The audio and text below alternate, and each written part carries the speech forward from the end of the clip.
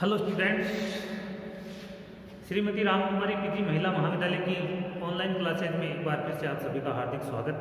My dear student,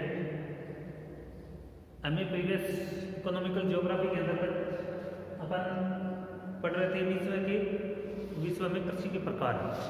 कृषि के प्रकार के अंदर अपन एक मध्य सागरीय कृषि पढ़ चुके हैं। कल अपन पढ़ रहे थे जीवन निर्वहन कृषि। कौन सी कृषि पढ़ रहे थे? मतलब जीवन निर्वहन कृषि।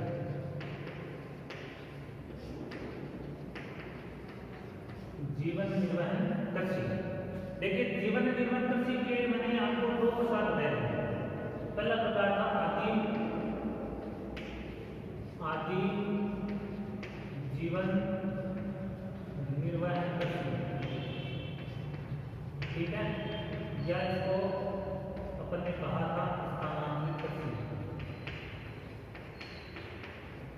स्थानांतरित कृषि, ठीक है। जोगिंग कृषि, इसके कई नाम जो हमने आपको बताए थे, जैसे श्रीलंका में इसको चेना कहा जाता है, मलेशिया के अंदर इसको लद्दाख कहा जाता है, वियतनाम में इसको रे कहा जाता है, ठीक है ना। तो रोका इसको ब्राजील में कहा जाता है, भारत में इसको जोगिंग कृषि, राजस्थान में इसको वालरा कृषि, कई नाम बताए थे मैंने आपको, है ना, पेंडा कृषि, दीपा कृषि वगैरह। तो ये बन कर चुके हैं। इसके बाद में देखो, इसका दूसरा एक प्रकार और छोटा सा, इसको बोलते हैं प्रारंभिक स्थायी कृषि। प्रारंभिक स्थायी कृषि मतलब ये था कि जैसे जैसे पहले मानव के अंदर घूमकर था, एक स्थान से दूसरे स्थान पर घूमता फिरता रहता था। तो कृषि भी वो इसी प्रकार से एक स्थान को छोड़कर दूसरी जगह चला गया, तीसरी जगह चला गया, ऐसे घूमता फिरता रहता। लेकिन जैसे ही मानव ने अपना अधिवास जो है, ठीक है ना, वो स्थायी बनाना शुरू किया, वैसे ही उसकी कृषि भी क्या होगी, थोड़ी स्थायी होनी शुरू हुई। तो ये प्रारंभिक स्थायी कृषि थी। फिर इसका एक तीसरा प्रारूप है, इसको कहते हैं अपन गहन जीवन निर्वहन कृषि। गहन जीवन निर्वहन कृषि, ठीक है ना। ये इसका एक प्रकार होगा। इसको भी हम विस्तृत रूप से पढ़ेंगे कि गहन जीवन निर्वहन जो कृषि क्या होती है, इसके कितने प्रकार है, ये सारी बातें अपन अभी पढ़ लेंगे, ठीक है। और अगर इसमें आप लोगों को बोर्ड पे नहीं दिख रहा है तो मैं बोल जो रहा हूँ इसको आप ध्यान से सुनते रहिए। इसमें मुझे लग रहा है कि कुछ आपको ऊपर वाले जो मैंने अंक अक्षर लिखे हैं वो नहीं दिख रहे हैं, तो इसमें आपको ज़्यादा परेशान नहीं होना है। ये थोड़ा सा मैंने इसको सेट कर दिया है, अब आपको ये दिखेगा ढंग से, ठीक है। तो ये तीन प्रकार है। तो अपन अभी शुरू करेंगे गहन जीवन निर्वहन कृषि।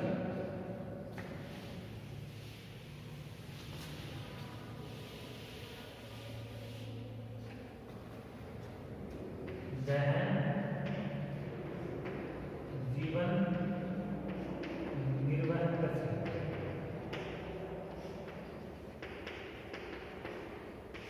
ये कृषि जो है एक तरह से किस प्रकार की कृषि है, ये एक स्थायी कृषि है। ये क्या है? स्थायी कृषि, ठीक है ना।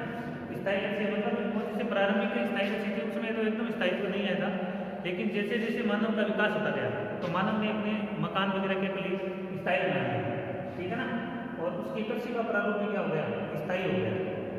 तो ये एक प्रकार की स्थायी कृषि है। इसकी विशेषता क्या हो जाएगी? विशेषताएं। तो इसकी जो विशेषताएं है, इनमें देखो पहली विशेषता होती है इसमें खेतों का आकार छोटा होता है। खेतों का आकार क्या होता है इसमें? छोटा। खेतों का आकार छोटा होता है, ठीक है ना। दूसरा इसकी खासियत क्या होती है? दूसरी इसकी खासियत होती है कि इसके अंदर मानवीय श्रम जो है, गहन मानवीय श्रम की आवश्यकता होती है। गहन मानवीय श्रम की आवश्यकता होती है।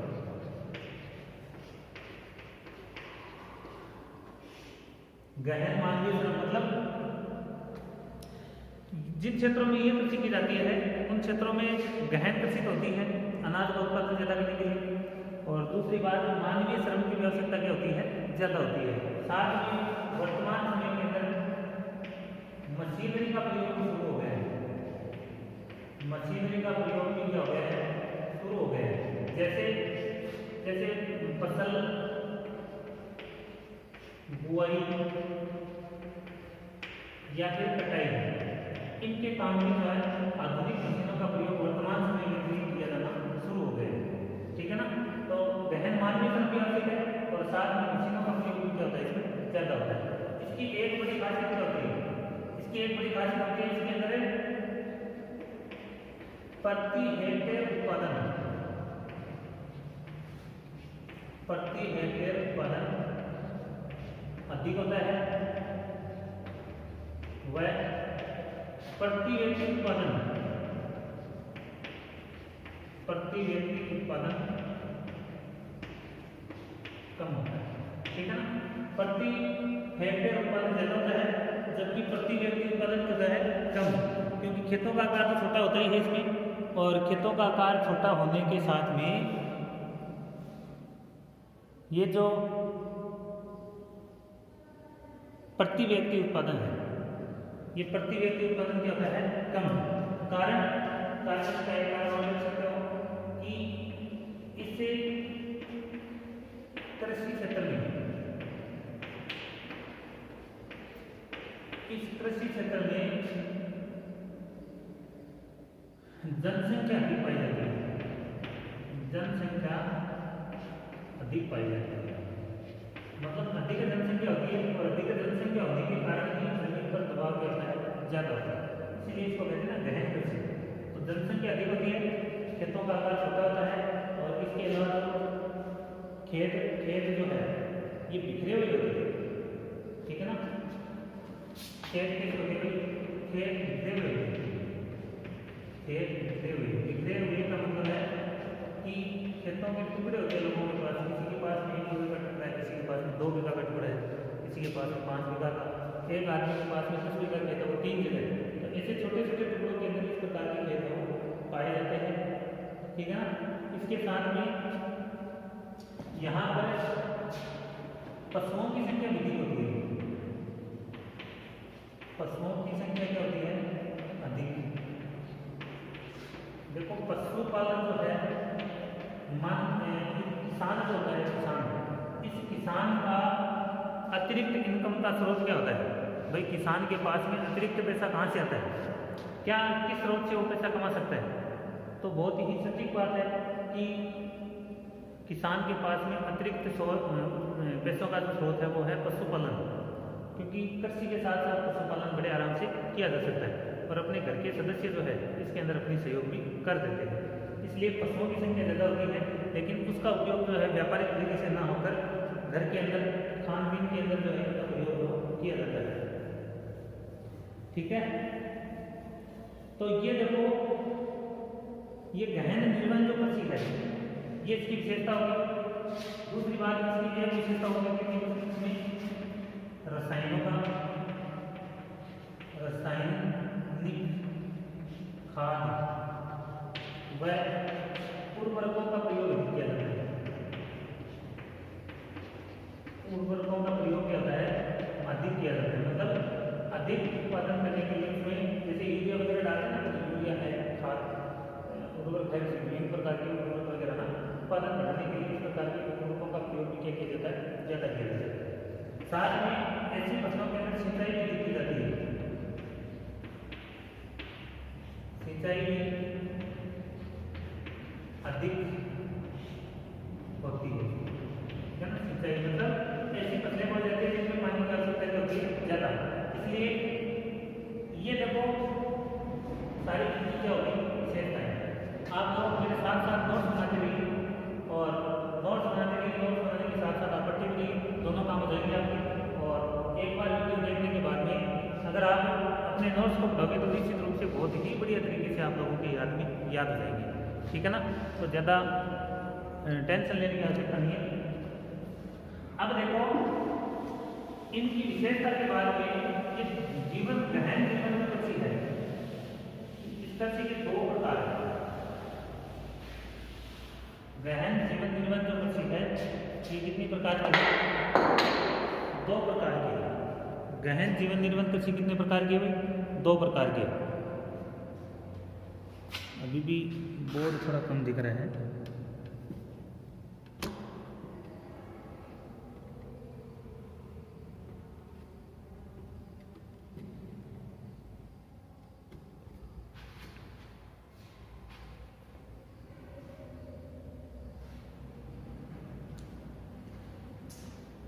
ये दो प्रकार की होती है। इसमें पहली होती है चावल धान जीवन निर्वाह कृषि।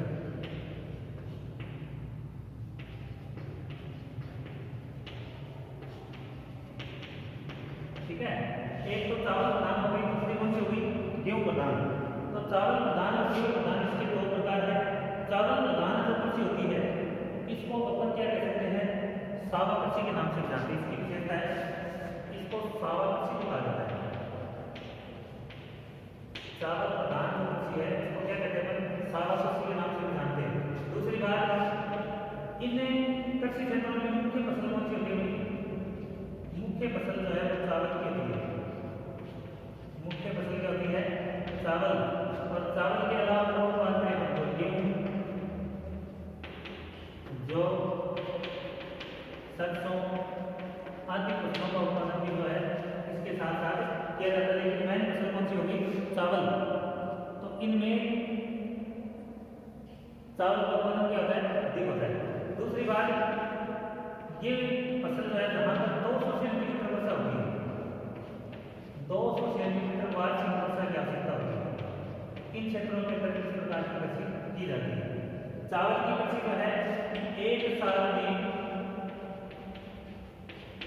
3 बार ली जा सकती है। ठीक है ना? चावल किस प्रकार का होता है? आप लोग बोल सकते हो कि ये उष्णकटिबंधीय जलवायु का होता है। ठीक है ना?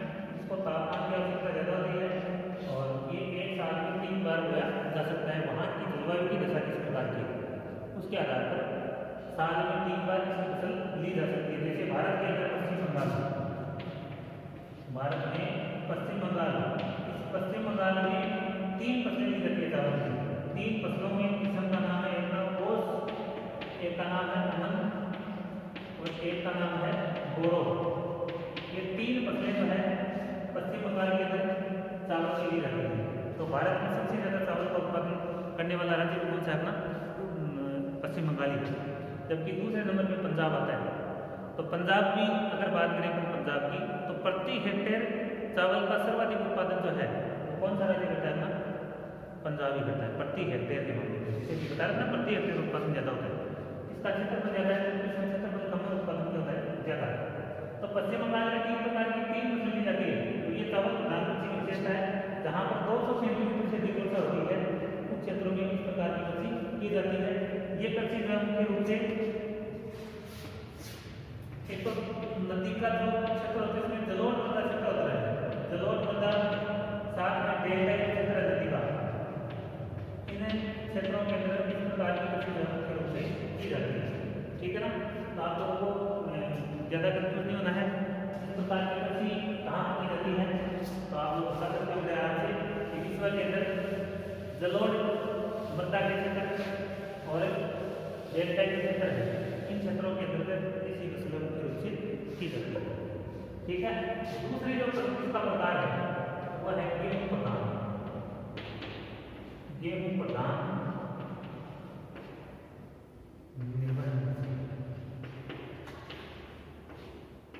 गेहूं प्रधान जीवन निर्वाह कृषि है। इसको शुष्क कृषि भी कहा जाता है। इसको कौन सी कृषि कहते हैं?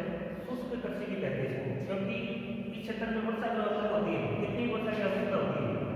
तो वर्षा जो है लगभग 70 से 75 सेंटीमीटर के आसपास में वर्षा इसमें आवश्यक होती है। लेकिन आपको ये भी ध्यान रखना है, गेहूं शीतोष्ण कटिबंधीय जलवायु का होता है। शीतोष्ण कटिबंधीय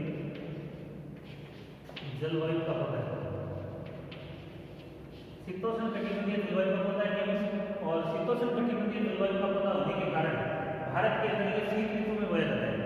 ठीक है ना? तो गेहूं का उत्पादन जो है भारत के अंदर दक्षिण भारत में बिल्कुल नहीं होता है। इसका उत्पादन मुख्य रूप से उत्तर भारत में होता है, विशेष तौर से उत्तर प्रदेश पंजाब, हरियाणा, राजस्थान का उत्तरी भाग है, ठीक है ना, बिहार है, मध्य प्रदेश है, गुजरात है, गुजरात में नहीं होता है, मध्य प्रदेश वगैरह। तो ऐसे क्षेत्रों के अंदर मुख्य रूप से गेहूं की फसल बोई जाती है। इसको शुष्क कृषि क्यों कहते हैं? क्योंकि वर्षा की आवश्यकता कम होती है, उसके बाद भारत में शीत ऋतु में बोया जाता है। तो शीत ऋतु के अंदर अपनी वर्षा बिल्कुल भी नहीं होती, कुछ वर्षा होती है जिसको अपन माउंट बोलते हैं, लेकिन वो पर्याप्त वर्षा नहीं होती है। इसलिए अपन कह सकते हैं कि गेहूं की फसल जो है सिंचाई द्वारा नहीं की जाती है, ठीक है ना। जिन क्षेत्रों में नहर का पानी उपलब्ध होता है या कुओं का पानी उपलब्ध होता है, उन क्षेत्रों के अंदर गेहूं की फसल जो है मुख्य रूप से की जाती है, ठीक है। तो इसमें देखो, जहां पर सिंचाई की सुविधा उपलब्ध होती है, इसमें गेहूं कपास वगैरह, और जिन क्षेत्रों के अंदर सिंचाई की सुविधा उपलब्ध नहीं होती है, उन क्षेत्रों में ज्वार, बाजरा, ठीक है ना, चना आदि फसलों का उत्पादन किया जाता है। और यहाँ पर वर्षा जो है लगभग 100 सेंटीमीटर को 100 सेंटीमीटर के लगभग इसको वर्षा की आवश्यकता होती है। तो इस प्रकार से ये गहन जीवन निर्वहन कृषि, इसकी विशेषता मैंने आपको बता दी। गहन भूमि पर दबाव ज़्यादा होता है, भूमि के टुकड़े छोटे होते हैं, बिखरे होते हैं, इसमें जनसंख्या का दबाव ज़्यादा होता है। कहने का मतलब जनसंख्या यहाँ पर क्या होती है, अधिक पाई जाती है। दूसरी विशेषता क्या होती है इसकी, गहन मानवीय श्रम की आवश्यकता होती है, लेकिन वर्तमान समय के अंदर आजकल मशीनरी का प्रयोग जो है वो शुरू हो गया। इसकी वजह से कटाई, बुआई वगैरह के अंदर मशीनरी का प्रयोग भी आजकल होने शुरू हो गया है। प्रति हेक्टेयर उत्पादन ज़्यादा होता है, प्रति व्यक्ति उत्पादन क्या होता है, कम होता है। इसके दो प्रकार बता दी, गेहूँ प्रधान और चावल प्रधान, दो प्रकार है इसकी विशेषता हुई थी। इस प्रकार से गहन जीवन जो कृषि है ये अपनी कंप्लीट हुई। उम्मीद है आप लोगों को समझ में आई होगी। तो आज की वीडियो इतना ही, तब तक के लिए धन्यवाद, आपका दिन